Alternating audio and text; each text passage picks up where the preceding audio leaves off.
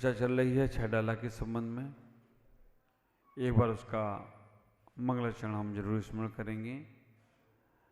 तीन भुवन में सान वीतराग विज्ञानता शिव स्वरूप शिविकार नमो त्रियोग समार की। यहाँ पर पंडित दौलत राम जी कहने का प्रयास कर रहे हैं तीन भुवन में सार क्या है। वीतराग विज्ञानता ही सार है। शिव स्वरूप क्या है, शिव कार्य क्या है और हमें उसको पाने के लिए करना क्या है। हमारी चर्चा तीन भुवन के संबंध में हो चुकी है। तीन भुवन का सार क्या है उसकी भी चर्चा हमने सुनी है। वीतरागता का भी संक्षेप में हमने वखान सुना है और विज्ञान का भी सुना है। आज हमारी चर्चा है शिव स्वरूप क्या है। आप विचार करके रखना, बाह्य के स्वरूप को हमने कई बार पहचाना है। बाह्य की दृष्टि से देखा जाए तो हमने देवता के स्वरूप को भी पहचाना है। देव भी बने हैं, मनुष्य भी बने हैं, नारकी भी बने हैं, त्रियंच भी बने हैं। ये सब बाह्य स्वरूप हैं। शिव स्वरूप क्या है? बाह्य के हमने कई बार अपने जीवन में रंग बदले। बाह्य में हमने कई बार गोरे काले नीले पीले हुए हैं। बाहर में हमने कई बार वस्त्रों को हमने कभी भी बदलने के प्रयास करे हैं, लेकिन इन सबसे परे है शिव स्वरूप। जो बाहर संसार में दिख रहा है वो स्वरूप शिव स्वरूप नहीं हो सकता, क्योंकि शिव स्वरूप जो है वो कुछ और हटकर है। लेकिन हम इतने बाह्य के स्वरूप में संलग्न हो चुके हैं कि हमें शिव स्वरूप की याद ही नहीं आती।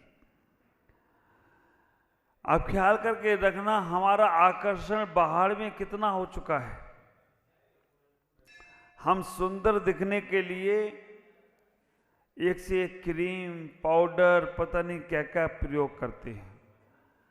हम बाह्य के आकर्षण के लिए कैसे कैसे परिधान पहनते हैं।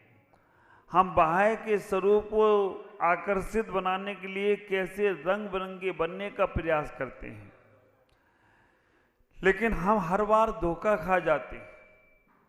हम जैसे जैसे बाह्य के स्वरूप को बदलने का प्रयास करते हैं वैसे वैसे हम धोखा खाते चले जाते हैं। और बाह्य के स्वरूप को बदलने वाला वो ही होता है जिसको अंदर शिव स्वरूप की जानकारी नहीं है। ख्याल करके रखना, जिसको शिव स्वरूप की जानकारी नहीं है वो ही व्यक्ति बाह्य के स्वरूप को बदलने का प्रयास करता है। ख्याल करो, रोज आप सजते हो, रोज आप स्नान करते हो, रोज आप रंग बिरंगे कपड़ों को पहनते हो, रोज आप बाह्य के आकर्षण के लिए क्या क्या नहीं करते हो, लेकिन शिव स्वरूप को पाने का एक बार भी प्रयास किया? शिव स्वरूप की जानकारी एक बार भी आपने पाई? शिव का स्वरूप क्या है? और आप आश्चर्य करेंगे, शिव का स्वरूप शिवालय में जाकर प्राप्त होने वाला नहीं है। शिव का स्वरूप यहीं संसार में प्राप्त होने वाला है। आचार्य कहते हैं शिव का स्वरूप क्या है, तो बताते हैं कि शिव का स्वरूप का मतलब है अपने अंदर का आनंद, अपने अंदर का उल्लास, अपने अंदर का सुख, अपने अंदर का आत्मीय, अपने अंदर का प्रेम।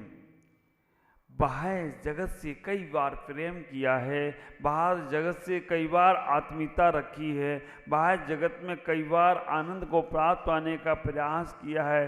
ख्याल करके रखना, बाह्य का संसार एक शब्द समझो, आनंद और सुख में क्या अंतर है? आपको लगेगा आनंद भी वही है और सुख भी वही है। संसार में सारी चीजों के विलोम शब्द हैं। अगर सुख है तो दुख भी है, दिन है तो रात भी है, पुण्य है तो पाप भी है। आप विचार करके रखना, संसार है तो मोक्ष भी है।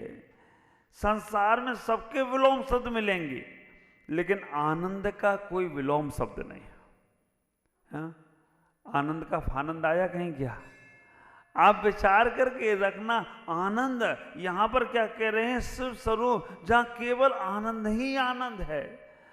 आनंद का कोई विलोम शब्द नहीं है। हाँ, आनंद से परमानंद तो हो सकते हो, तो निजानंद हो सकते हो, सदानंद हो सकते हो, लेकिन आनंद का फानंद नहीं हो सकता। तो हमने अपने जीवन में सुख तो पाने का चाह की है, लेकिन आनंद पाने की चाह नहीं की। सुख शरीर को मिलता है, आनंद आत्मा को मिलता है। और शिव स्वरूप यहां आत्मा की बात करने का प्रयास कर रहे हैं। हम जितना भी सुख है, और आश्चर्य की बात तो ये है कि हमने सुखाभास को ही सुख समझ रखा है। सुखाभास, सुखाभास को ही हमने सुख समझ रखा है, क्योंकि जो चीजों में तात्कालिक तो सुख लगता है, लेकिन त्रिकालिक दुख प्राप्त होता है। तात्कालिक तो उस डॉगी को भी हड्डी खाने में सुख लगता है, क्योंकि वो हड्डी को चबाता है ना, तो उसके चबाने से मुख के अंदर दाढ़ में से खून निकलता है, उसे स्वाद आ जाता है और वो सोचता है बहुत अच्छा लग रहा है। लेकिन जब थक जाता है, हड्डी छोड़ देता है, तो जो अंदर के घाव है ना, वो पानी पीने में भी तकलीफ देते हैं। फिर खाने का तो छोड़ दो आप। तो आप विचार करके रखना, बाह्य सुखों को हमने सुखाभास को सुख समझ रखा है, और जब तक सुखाभास को सुख समझते रहोगे तो एक अंदर का सुख जो आह्लाद के साथ होता है, आनंद के साथ होता है, वो प्राप्त नहीं होगा। मैं केवल विचार दे सकता हूं, प्रैक्टिकल तुम्हें करना है, आचार तुम्हें बनाना है। मैं केवल तुम्हें विचार दे सकता हूं, और विचारों को आचार रूप में आपको परिवर्तित करना ही पड़ेगा। मेरी तो केवल वाणी है, लेकिन जिनवाणी तो तुम्हें स्वयं सुनना पड़ेगी, जिनवाणी तो तुम्हें स्वयं चुनना पड़ेगी। मैं तो केवल वाणी दे सकता हूं, वाणी को जिनवाणी रूप में बनाना आपके ऊपर है। विचार करना, मैं तो केवल वार्ता दे सकता हूं, बर्ताव तो तुम्हें खुद अपना बनाना पड़ेगा। मैं केवल तुम्हें चर्चा दे सकता हूं, लेकिन चर्या तुम्हें खुद अपनी बनाना पड़ेगी। चर्या में तुम तैयार रहो, चर्चा में मैं तैयार हूं, वार्ता में मैं तैयार हूं, बर्ताव में तुम तैयार हो। मैं केवल कथनी दे सकता हूं, करनी तो तुम्हें खुद करना पड़ेगी। मैं केवल चरण दे सकता हूं, आचरण तो तुम्हें करना पड़ेगा। आप विचार करके रखना, चरण मंजिल तक नहीं पहुंचाते हैं, हमारा आचरण अच्छा होता है तो मंजिल पहुंच जाते हैं। चरण हमारे वहीं स्थिर रहते हैं, लेकिन जब चरण आचरण का रूप लेते हैं तो हमारे जीवन का मंगलाचरण बन जाता है। ख्याल करके रखना, जो यहाँ आत्म स्वरूप की बात कर रहे हैं, यहाँ पर जो शिव स्वरूप की बात कर रहे हैं, उनका मंगलाचरण क्यों गाया जा रहा है?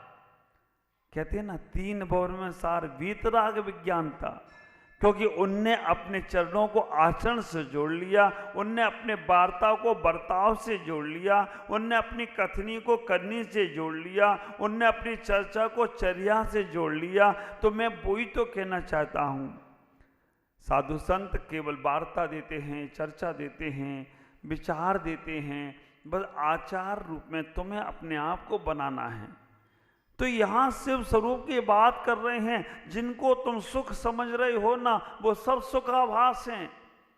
और अगर वो सुख होता तो फिर हमेशा करते ना। सुख तो हमारे सिद्धों के पास है, जो कभी भी वहां से उबते नहीं हैं, हमेशा उसी सुख में डूबे रहते हैं। अनंत अनंत सिद्ध भी कभी भी नहीं सोचते कि संसार जाना है। सुख तो जिनको मिलता है ना, वो कभी वो सुख छोड़ने का प्रयास नहीं करते। हमारी स्थिति तो ऐसी हो गई, अकबर बादशाह थे, उन्होंने एक दिन बीरबल से बात की, बीरबल भिंडी की सब्जी बड़ी अच्छी होती है, ये आपने सुना होगा। बीरबल ने कहा हाँ बहुत अच्छी होती है, भिंडी जैसी सब्जी कोई सब्जी नहीं, उसमें रुआ निकलते, वो अंदर हमारे गोंद का काम करती है। भिंडी खाने से बड़ा स्वाद आता है। बहुत सारे भिंडी के गुण गाए, और भिंडी के गुण गाए तो क्या, जिस चीज़ की तारीफ कर दी जाए वो चीज़ रोज़ खाने में आ जाती है। साधु लोग आहार के बाद आहार की प्रशंसा नहीं करते, क्यों मालूम? हमने एक बार करके देखी कि चलो एक बार इस आहार की प्रशंसा कर दूं, 7 दिन तक वही आहार मिला, दूसरा मिला ही नहीं। महाराज को बड़ा पसंद है ये चीज। तो आप विचार करके रखना, जिस चीज की प्रशंसा कर दी जाए वो चीज छूटती नहीं है। अब भिंडी की प्रशंसा तो रोज भिंडी, अब रोज रोज कौन भिंडी खाए? एक दिन तो उनको अखबार को गुस्सा आ गई, उन्होंने कहा क्या यार रोज रोज भिंडी? बीरबल ने कहा खाने वाली चीज है, जानवर नहीं खाते भिंडी को, तो उसमें जब देखो तो रेसा निकलते रहते हैं, चिप चिप चिप करती रहती है, इतने दुर्गुण बताए। आखिरकार अकबर उसकी शक्ल देखा कि 7 दिन पहले तो ये बता रहा था भिंडी बड़ी अच्छी, और अभी 7 दिन में बोला ये भिंडी में स्वाद ही नहीं है, भिंडी में तो ऐसा है, भिंडी में तो कीड़े निकल आते हैं, भिंडी तो ये है।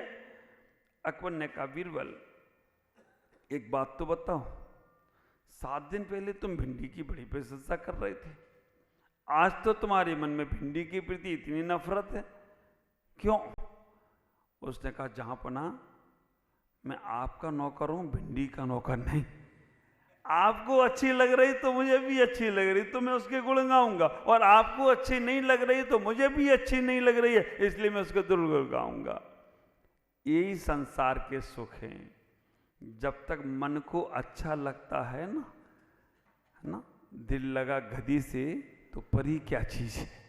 आप विचार करके मन को अच्छा लग रहा है ना, तो काली कलूटी बिल्कुल भी तुम्हारी बात नहीं मानती हो, वो पत्नी भी अच्छी लगती है, मन मिला है तो, है ना। और मन ना मिला हो ना तो ऐश्वर्या राय भी पड़ी रहती है, कोई पूछने वाला नहीं।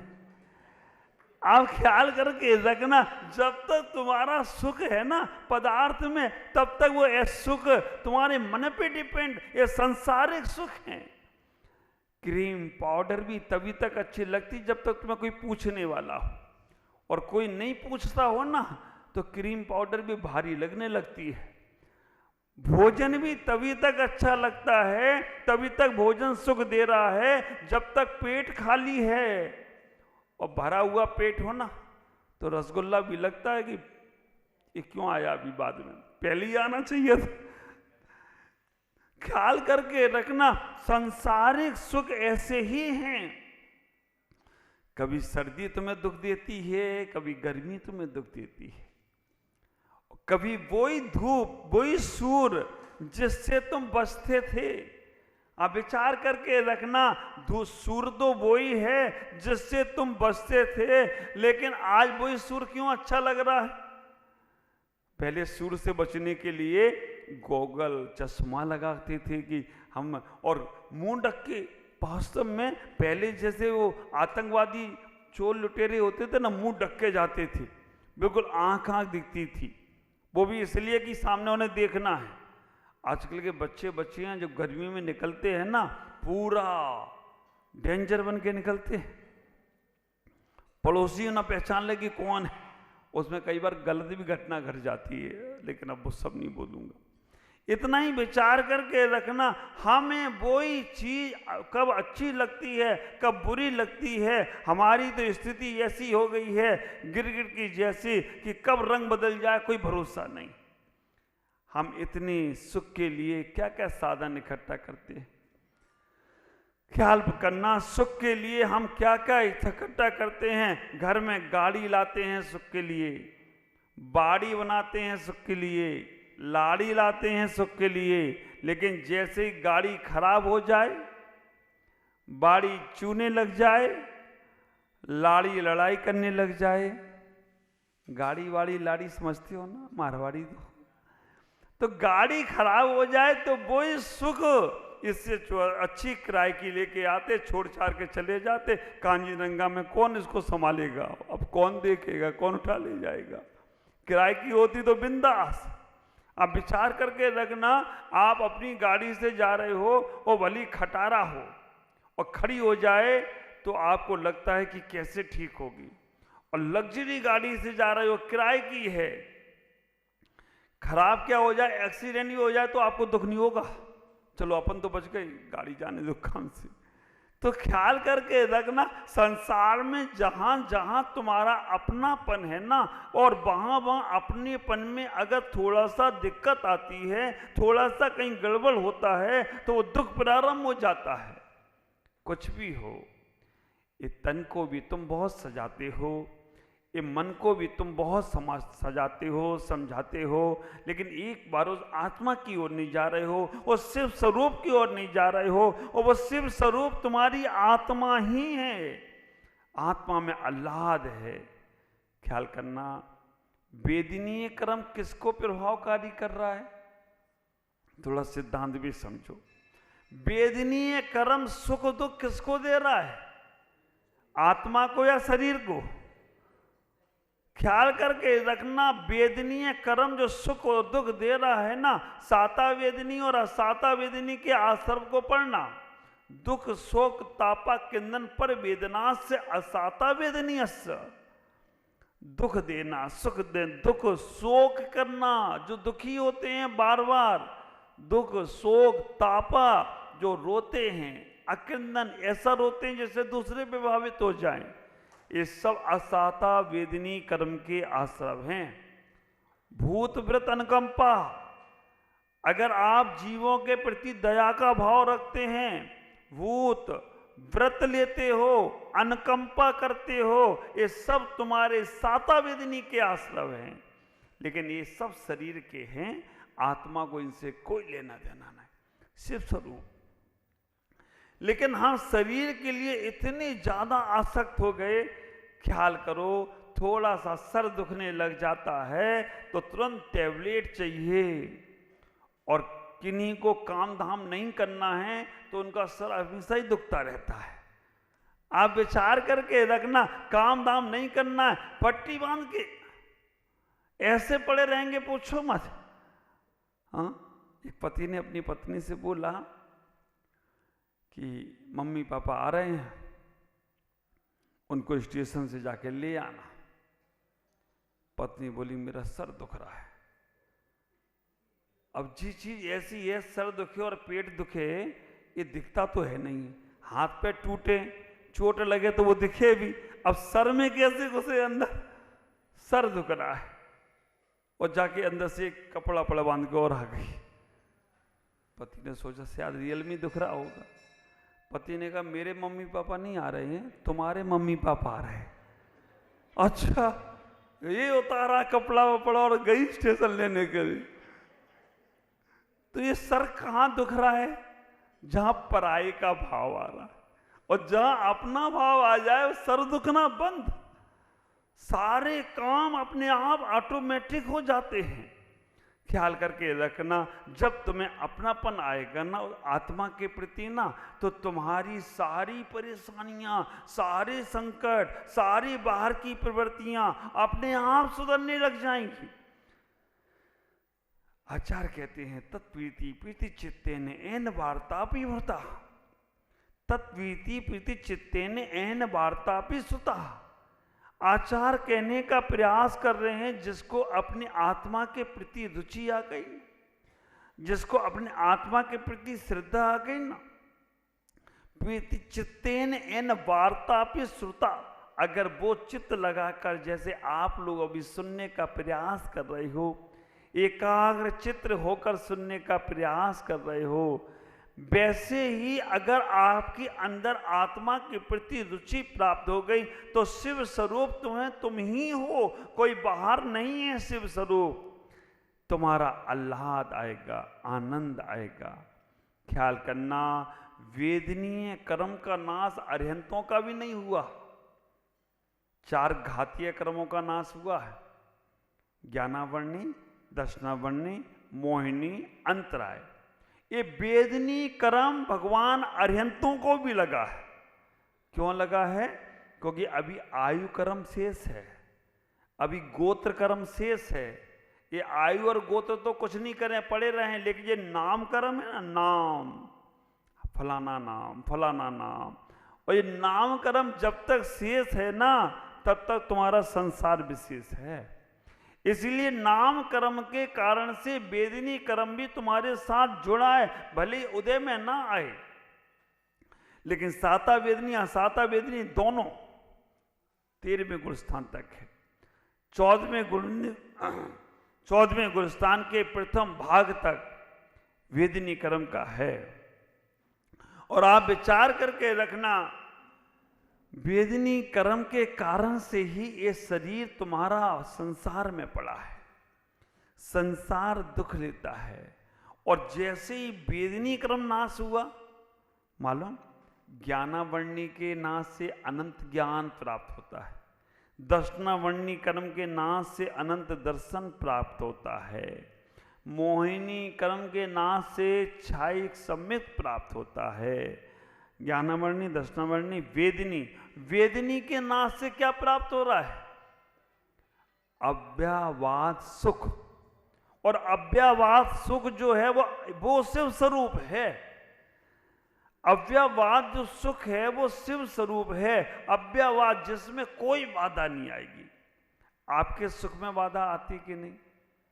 आपके सुख मालूम कैसे हैं?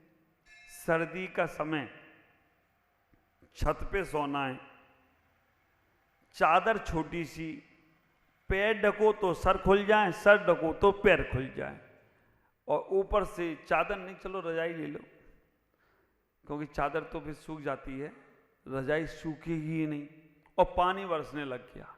अब गुड़ी मुड़ी होकर जैसे माँ के पेट में थे ना, वैसे ही गुड़ी मुड़ी सर्दी लग रही हो और ओढ़ने वाले कपड़े ज़्यादा ना हो ना, तो बस आप विचार करना, बिल्कुल धनुष की तरह तुम हो जाते हो और छोटे से हो जाते हो। पेट पैर है ना, पेट से चिपक जाते हैं, और फिर भी आप सोए जाओ, फिर भी लेटे हो, ये नहीं सोच रहे हो कि इंतजाम कर लें कुछ। तो यही संसार के सुख हैं कि जहां पर हम पैर ढकते हैं तो सर खुल जाता है, सर ढकते हैं तो पैर खुल जाता है। हम माँ को मनाते हैं तो पत्नी नाराज हो जाती है, और पत्नी को मनाए तो, बेटे को मनाए तो भाई नाराज, और भाई को मनाए तो, मंदिर में आए तो दुकान छूट जा रही है, और दुकान जाए तो। आप विचार करके रखना, हमारे संसार के सुख किसी एक की तरफ जाए तो दूसरा छूट जाता। क्यों? क्योंकि ये सब बाह्य के हैं, और बाह्य में जितना तुम फंसोगे ना, उतना दुखी होगे। आप ख्याल करो, क्रोध भी बाह्य का ही है, अंदर का नहीं है। अगर आपको क्रोध भी आता है तो अंदर नहीं है, बाहर ही है। कितनी देर क्रोध कर सकते हो? थोड़ी देर, 1 घंटा, आधा घंटा। 1 घंटे भी बहुत मुश्किल होगा, 1 घंटे में ही सारी एनर्जी बिल्कुल डिस्चार्ज हो जाओगे तो, है ना। मोबाइल है ना, आजकल के मोबाइल, ये तुम्हारे क्रोध की तरह है। कौन सी? वो टच वाले, है ना। पहले की मोबाइल भी होते थे तो उसमें 1 दिन बैटरी चार्ज करो, 3 दिन तक चलती थी। छोटा सा डब्बा भी आता था, इतना बड़ा भी आता था, ऐसा। और शौक से आदमी लेके चलता था जब मोबाइल आया था, वो वायरलेस जैसा। लेकिन आज मोबाइल भी छोटे हो जा रहे हैं, और उसमें वो मॉडर्न, क्या वो बोलते उसको, हैं, मॉडर्न में होता है, टच वाले में मॉडल क्या होता है, वो अलग अलग होते हैं। स्मार्टफोन, ये देखो हमारे शशि भाई स्मार्ट है, उनका फोन भी स्मार्ट होता है। स्मार्टफोन जिनकी बैटरी इतनी जल्दी डिस्चार्ज होती है, लगाओ और डिस्चार्ज, क्योंकि उसमें तुम नेट चला रही हो, उसमें पता नहीं क्या क्या। तो जितनी उसकी एनर्जी बड़ी है, तुमने बाह्य पदार्थों में लगाकर, इधर उधर लगाकर, क्रोध के माध्यम से सारी डिस्चार्ज कर दी। शिव स्वरूप को नहीं पा पाओगे। शिव स्वरूप को पाने वाला व्यक्ति शांत होता है। आप विचार करके रखना, हम शांत रहना चाहें तो हम बरसों बरसों तक रह सकते हैं, और क्रोध करना चाहें तो थोड़ी देर बाद हम डिस्चार्ज हो जाते हैं, हमारी बैटरी खत्म हो जाती है, हमारा मन खत्म हो जाता है, हमारे अंदर थकान महसूस होती है। ख्याल करो, श्वास लेने में आज तक आदमी नहीं थका, लेकिन श्वास का दुरुपयोग करने वाला व्यक्ति हमेशा थक जाता है। श्वास लेने वाला कभी नहीं थका। नॉर्मल श्वास आप लेते हो ना, अगर नॉर्मल सांस को लेना है तो 1 मिनट में 10 से 15 बार श्वास होती है, तुम थकोगे नहीं। लेकिन जब उस श्वास को उपयोग में लोगे, चलने लगोगे, 1 मिनट में 40 से 50 बार श्वास होती है, और चलने से तुम थकते भी हो। श्वास को बोलने में उपयोग में लोगे, बोलने से भी थकोगे, और श्वास का भी व्यय ज्यादा होगा। ख्याल करना, बोलने में श्वास का व्यय होता है, चलने में श्वास का व्यय होता है, उसके बाद का भोजन करते हो। उपवास में कोई सांसों का व्यय नहीं है। भोजन करने के बाद कैसी बड़ी बड़ी सांसें लेते हो, और वैद्यों ने, डॉक्टरों ने कह दिया खाना खाने के बाद 8 श्वास सीधे हाथ की तरफ लेटना, और 8 श्वास उल्टे हाथ की तरफ लेटना, और 16 श्वास सीधे लेटना, क्योंकि श्वास की गति को कम करना है। ख्याल करके रखना, हमारी श्वासों की गति को शिव स्वरूप में लगाने का प्रयास करो।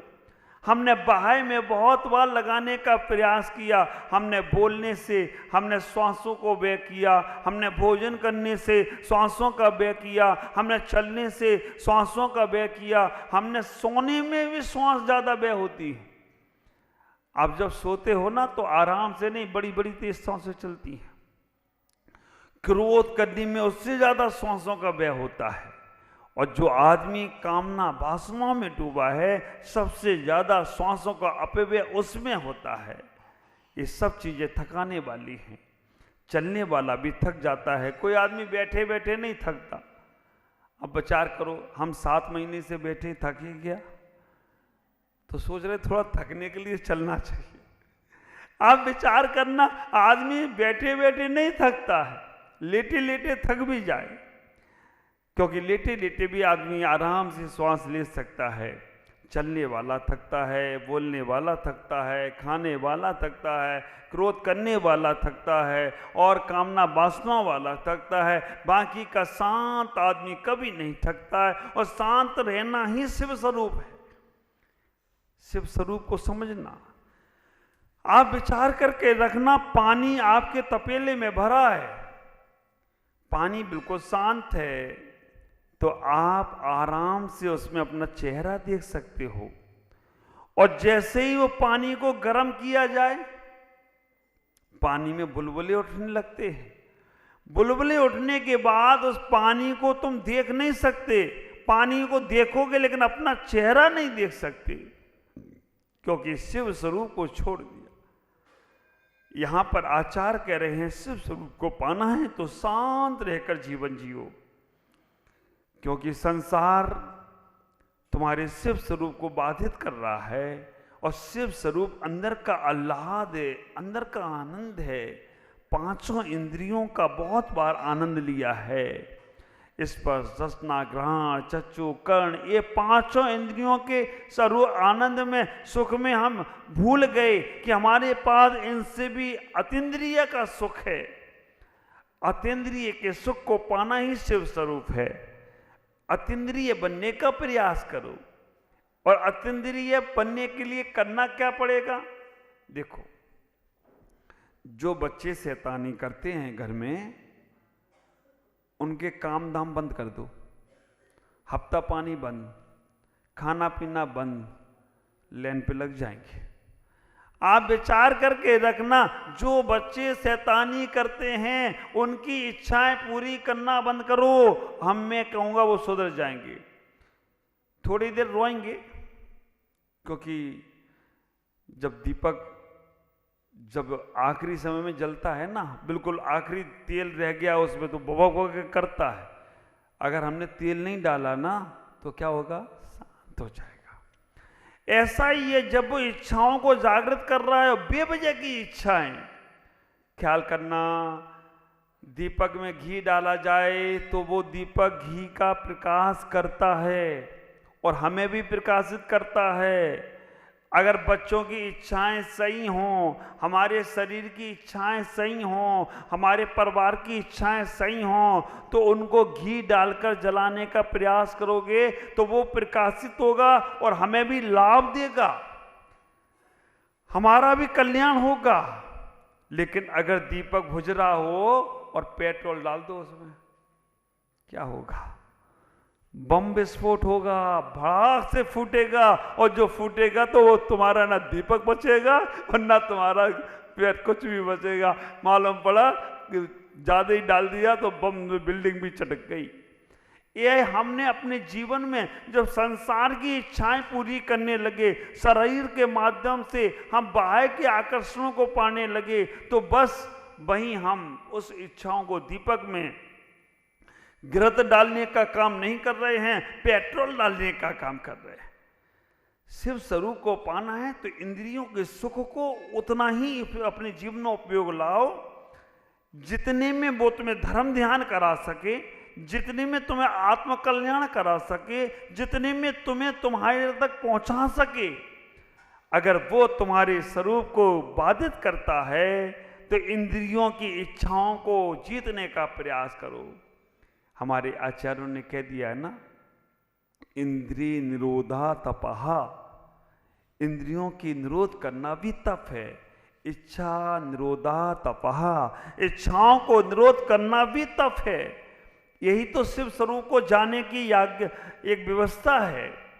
शिव स्वरूप को पाना है तो आज से ही अपने मन में ये भाव बनाना कि इंद्रिय सुख में हम ज़्यादा आसक्त नहीं होंगे, क्योंकि अभी हम इंद्रिय को जीते नहीं हैं। इंद्रिय विजय, अभी मूलाचार का स्वाध्याय चल रहा है, उसमें आया है साधु के 28 मूल गुण होते हैं। 28 मूल गुणों में पंच इंद्रिय निरोध, पंच इंद्रिय विजय हम नहीं हुए अभी। आप विचार करके रखना, 5 इंद्रिय निरोध और पंच इंद्रिय विजय में अंतर क्या है? पंच इंद्रिय निरोध और पंच इंद्रिय विजय, पंच इंद्रिय विजय होंगे जब हम श्रेणी के आरोहण होंगे, जब हम छपक श्रेणी उपसम श्रेणी पे चढ़ेंगे, जब 8वें गुणस्थान से ऊपर चढ़ेंगे तब इंद्रिय विजय होंगे। 8वें गुणस्थान से नीचे हैं, 7वें गुणस्थान में हैं, तो हम अगर 37 में चढ़ेंगे तो इंद्रिय विजय होने का प्रयास होगा। और 7वें में स्वस्थान वाले हैं, 6वें में प्रमत में हैं, तो इंद्रिय निरोध। आप सोचते हो महाराज जी इंद्रिय विजय हैं? नहीं, हम केवल इंद्रिय निरोध व्रतों का पालन करते हैं। अंतर क्या है? इंद्रिय विजय जो होगा वो आराम से बैठेगा, उसे सर्दी गर्मी बरसात कुछ भी नहीं लगेगी, भूख प्यास भी नहीं लगेगी, उसे कहीं नहीं जाना, इंद्रिय विजय हो गया। लेकिन जो इंद्रिय का निरोध कर रहा है वो केवल सर्दी गर्मी बरसात लगेगी लेकिन कहेगा नहीं, वो इंद्रिय उसको निरोध करेगा। सर्दी लग रही है लेकिन सर्दी इस शरीर को लग रही है, आत्मा को लगती नहीं। भूख प्यास लग रही है, इस शरीर को लग रही है। ख्याल करके रखना, जब इंद्रियों का निरोध करते हैं ना, तो अब आज से आप ये नहीं कहना महाराज इंद्रिय विजय हैं, महाराज इंद्रिय निरोध हैं, ये मूलाचार में कहा गया। हम लोग इंद्रिय विजय कह देते हैं, इंद्रिय विजय तो बहुत ऊपर की बात है। अभी तो केवल हम इंद्रियों का निरोध कर रहे हैं, क्योंकि अगर हमें भी देखने की इच्छा होती है, लेकिन हम वो चीज़ गलत होगी तो नहीं देखने का प्रयास करेंगे। हमें भी सुनने की इच्छा होती है, इंद्रिय विजय वाले को ना सुनने की इच्छा है ना देखने की इच्छा है, क्योंकि उसने अपने आप के शिव स्वरूप को जान लिया। शिव स्वरूप को जानने वाला इंद्रिय विजय होगा, और शिव स्वरूप को जो जानने का प्रयास कर रहा है वो इंद्रिय निरोध होगा। और शिव स्वरूप को जो भूल गया है वो संसार का प्रेमी होगा। तीनों आत्माओं को समझना, इंद्रिय निरोध जो शिव स्वरूप को समझना चाहता है, इंद्रिय विजय जो शिव स्वरूप को समझ चुका है और जो इंद्रिय विरोध भी नहीं कर रहा, निरोध भी नहीं कर रहा है, इंद्रिय को जीता भी नहीं है, जो इंद्रियों में आसक्त है, वो संसार का प्रेमी है, उसका संसार बढ़ने वाला ही होगा। शिव स्वरूप की चर्चा बहुत आत्मीय चर्चा है। इस शिव स्वरूप की चर्चा के लिए हमारे आचार्य कुंद कुंद स्वामी महाराज ने पूरा समय सार लिख दिया, और पूरे समय सार में केवल शिव स्वरूप को ही पाने की बात कही गई है। शिव स्वरूप को पाया है हमारे अरिहंतों ने, हमारे तीर्थंकरों ने, शिव स्वरूप को पाया है हमारे भगवंतों ने, और उनके लिए कह दिया गया कि वो 18 दोषों से रहित होते हैं। चुत पिपासा जरातंका जन्मांतकया, आप विचार करके रखना, 18 दोषों से रहित होते हैं हमारे शुद्ध भगवान। चुत पिपासा जरातंक जन्मांतक भय इसमें न राग उदीस मोहस इस याप्ता सा प्रकृति थी। आचार्य कह रहे हैं शिव स्वरूप को पाने का प्रयास करो, तुम्हारा ही ये वो स्वरूप है। ये बाह्य स्वरूप हमने कई बार पाया है, शरीर में स्त्री पुरुष नपुंसक जानवर देव नारकी कई बार बने हो, ये पहली बार तुम नहीं बने हो। स्त्रियां जो यहाँ बैठी हैं सब मायाचारी का प्रभाव है, जो तुम स्त्री की पर्याय में बैठे हो। पुरुष वगैरह जो बैठे हैं सब मान सम्मान की चाह है, उसके कारण से तुम बैठे हो। जानवर जो भी बने हैं वो सब मायाचारी के कारण से बने हैं। हमें शिव स्वरूप को पाना है तो अपनी कसायों को कम करो। मेरे गुरुदेव आचार्य भगवान कहते हैं महिलाएं जिद करना छोड़ दें और पुरुष अहंकार करना छोड़ दें तो दोनों का कल्याण हो जाए, तो कोई आश्चर्य की बात नहीं है। ये आप विचार करके रखना, महिलाएं की जिद मक्खी की तरह है। मक्खी को उड़ाओ क्या करती है, सबको मालूम है। आप विचार करके रखना, मक्खी को उड़ाओ बार बार आकर वहीं बैठती है, बार बार आकर वहीं बैठती है। तो महिलाओं को कोई चीज की मना करो, बार बार वही काम करते, बार बार वही काम करते। इस कारण से वो दुखी हो जाते हैं।